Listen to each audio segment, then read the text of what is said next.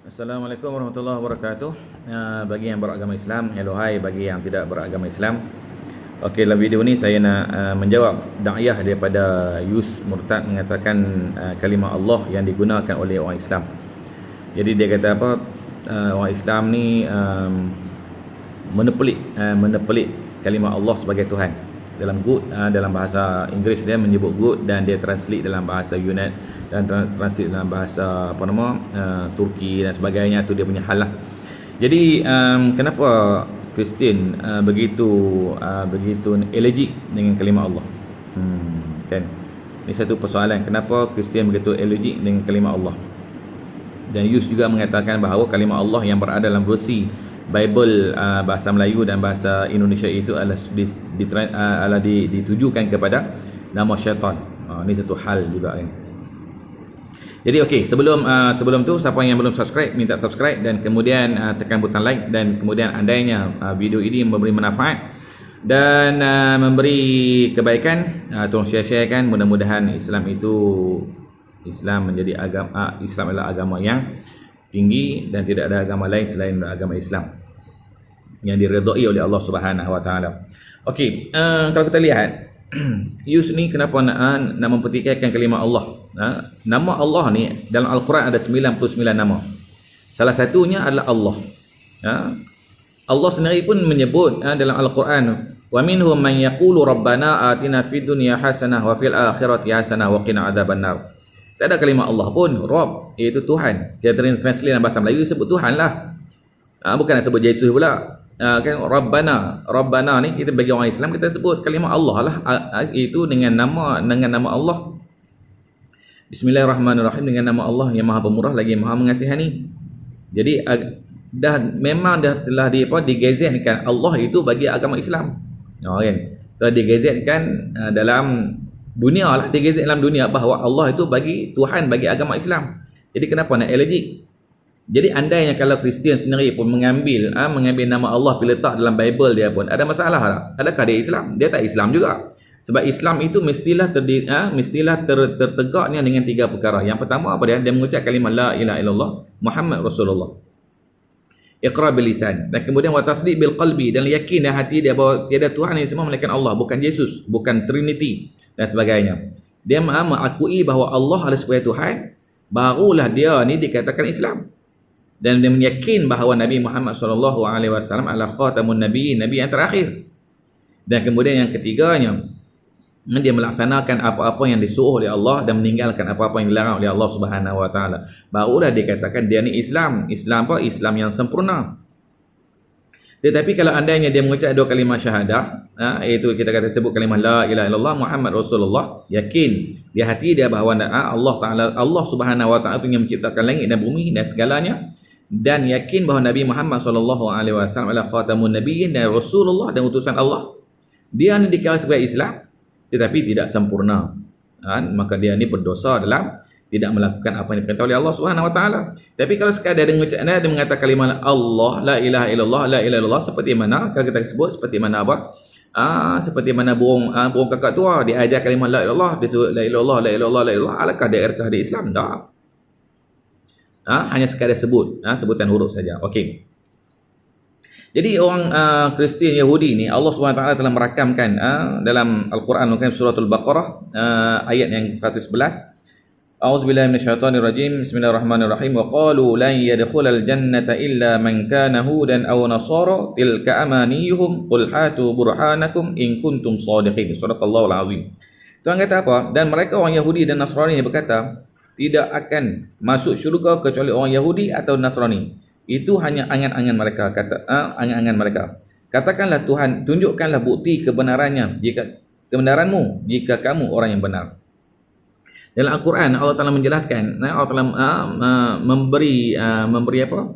memberi amaran ataupun Allah Taala suruh orang Yahudi dan Nasara yang dia kata ke orang Islam, hanya kami lah orang Yahudi dan orang Kristian lah yang akan masuk dalam syurga. Lain daripada tu tak akan masuk syurga. Kenapa? Kan. Jadi maka Allah Taala kata apa? Kalau betul hang tunjuk buktilah apa syurga yang gambaran yang hang tunjuk. Jadi syurga yang gambaran daripada orang Kristian ni apa dia? Dia duduk dalam dunia ni, dia boleh buat apa saja. Nak minum arak lah ni, kita tengok minum arak lah ni banyak kes apa nama accident dan sebagainya, memudaratkan kesihatan, memudaratkan diri sendiri dan memudaratkan orang lain, membahayakan diri sendiri dan membahayakan orang lain. Dan kemudian dalam Kristian punya syurga ni dia dipiduk syurga, dia jadi malaikat. Dia jadi apa? Dia jadi orang yang tak ada apa-apa, dia jadi orang yang kosong. Dia kerja dia tak ada apa-apa, relax, bodoh macam tu je.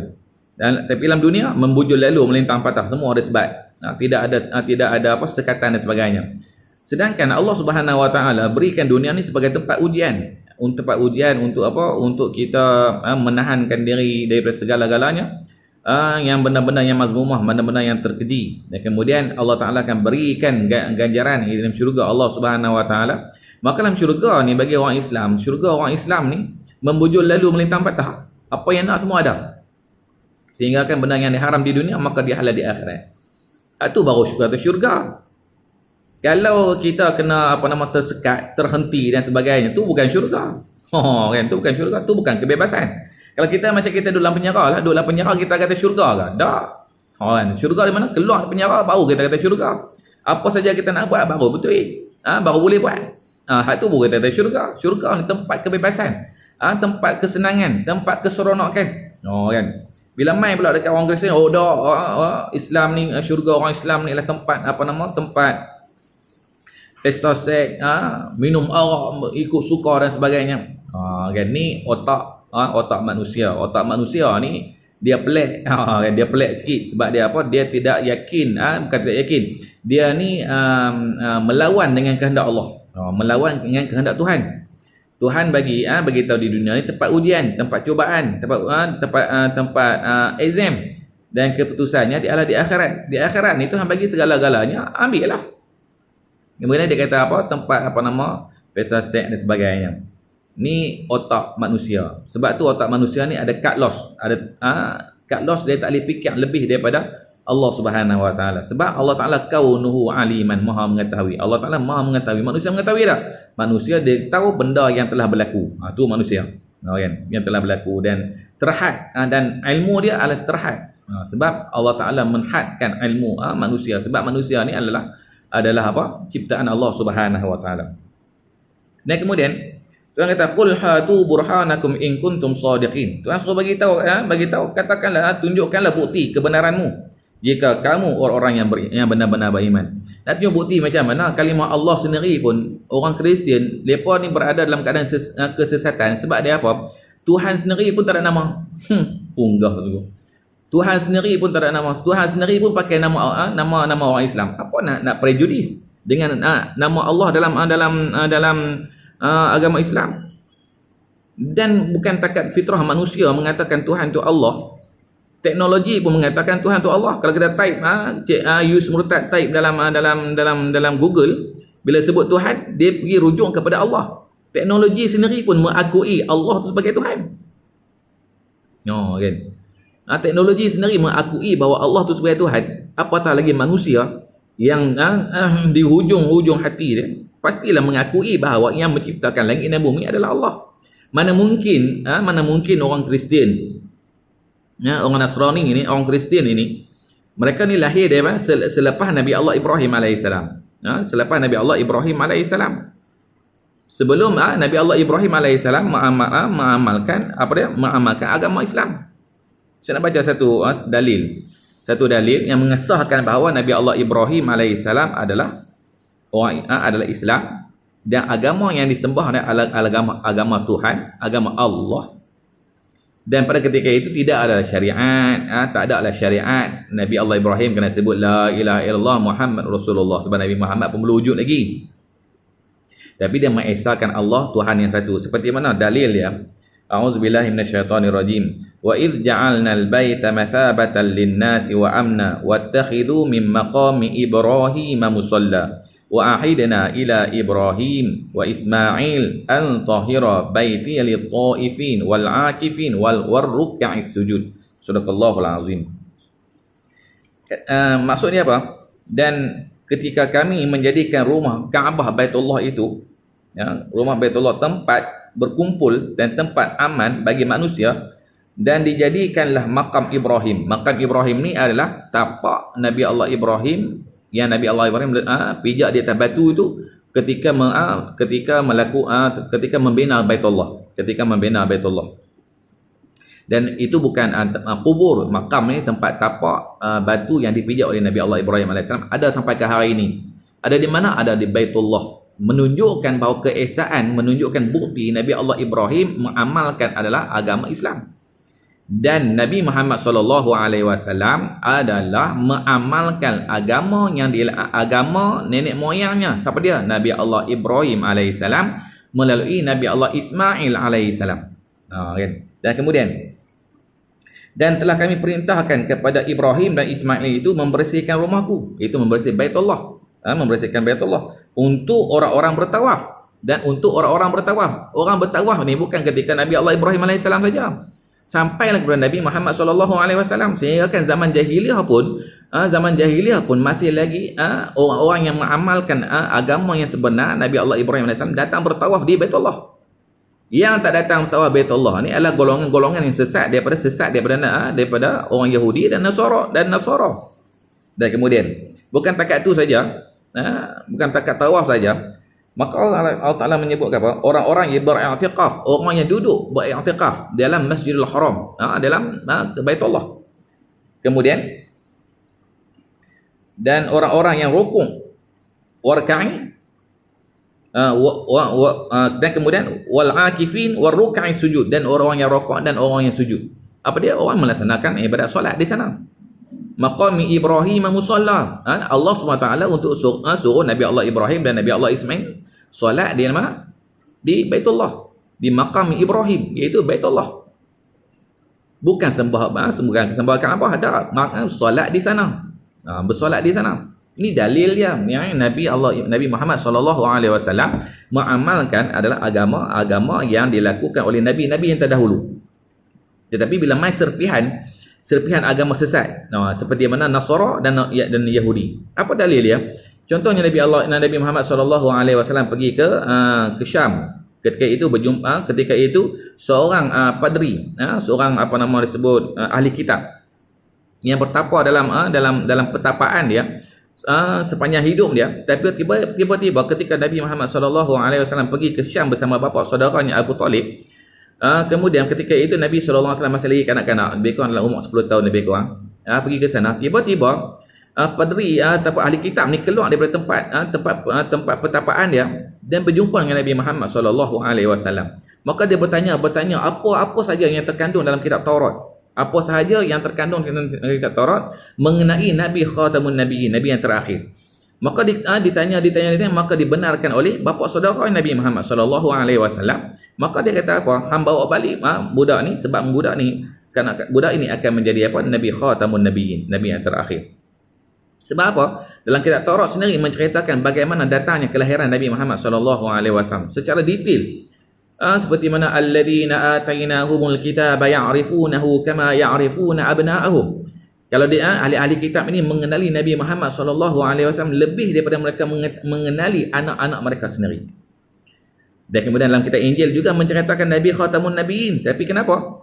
Tapi disebabkan pastor ataupun Paulus ataupun padri Kristian ini tak puas hati sebab Muhammad ini dilahir dalam bangsa Arab, tidak dilahir dalam bangsa Bani Israel. Maka mereka tak puas hati dan mereka menganggap bahawa Bani Israel lah puak yang lebih mulia di atas muka bumi ini. Maka dia tak menyokong Nabi Muhammad SAW. Disebabkan apa? Disebabkan adalah bangsa Nabi Muhammad SAW dan bangsa Arab.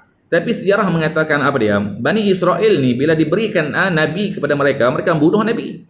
Bila diberikan Nabi di kalangan bangsa mereka, apa mereka buat? Mereka tak ikut Nabi.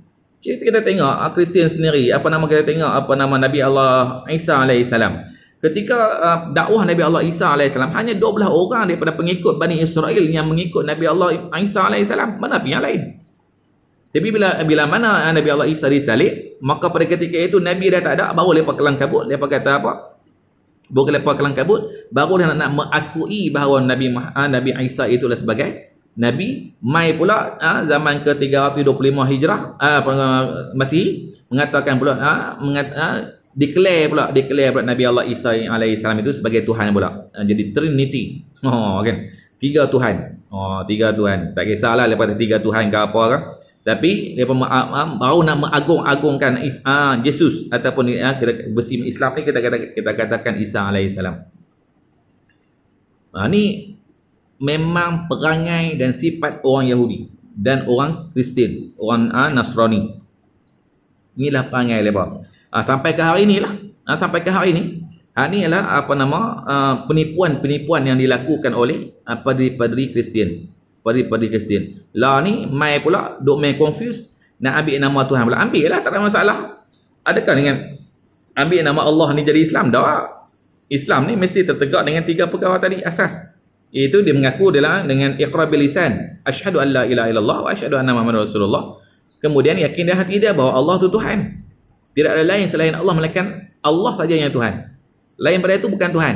Hak lain semua tu merapu, karut, marut dan sebagainya. Dan kemudian yakinlah hati bahawa Nabi Muhammad SAW khatamun nabiyyin. Hak ni lah orang Kristian tak nak, hak ni lah orang Yahudi tak nak. Sebab dia apa? Sebab Nabi Muhammad SAW lahir daripada Bani Ismail, lahir daripada bangsa Arab, bukan daripada bangsa Israel, Bani Israel. Jadi yang ni mereka tak suka. Ni bila tak suka yang ni, maka mereka datangkan penipuan demi penipuan menutup penipuan yang pertama, lahir penipuan yang kedua. Nak tutup penipuan yang kedua, lahir penipuan yang ketiga, dan menipu seterusnya hingga yaumul qiyamah. Jadi orang Kristian sedar bahawa buka hati dan buka minda mencari kebenaran di mana Tuhan yang sebenarnya mencipta langit dan bumi dan mencipta manusia, kita sebagai manusia. Tak lain dan tak bukan iaitu kalimah Allah. Allah Subhanahu wa taala lah yang menciptakan langit dan bumi. Bismillahirrahmanirrahim. Dengan nama Allah yang Maha Pemurah lagi Maha Mengasihani. Allah sangat-sangat sayang kepada hamba-hambanya. Allah sangat-sangat sayang kepada makhluk-makhluk ciptaannya. Dan Allah Subhanahu wa taala tidak akan memberi siksaan kepada orang-orang yang beriman kepada Allah Subhanahu wa taala, kecuali orang-orang yang sesat, kecuali orang-orang yang dimurkai, menolak Allah Subhanahu wa taala dan mereka mengambil benda lain, perkara lain sebagai Tuhan. Itu menjadi satu kesalahan bagi kita sebagai manusia yang diciptakan oleh Allah Subhanahu wa taala. Wallahu alam. Insya-Allah kita sambung pada video-video yang akan datang. Wabillahi taufiq wal hidayah. Wassalamualaikum warahmatullahi wabarakatuh.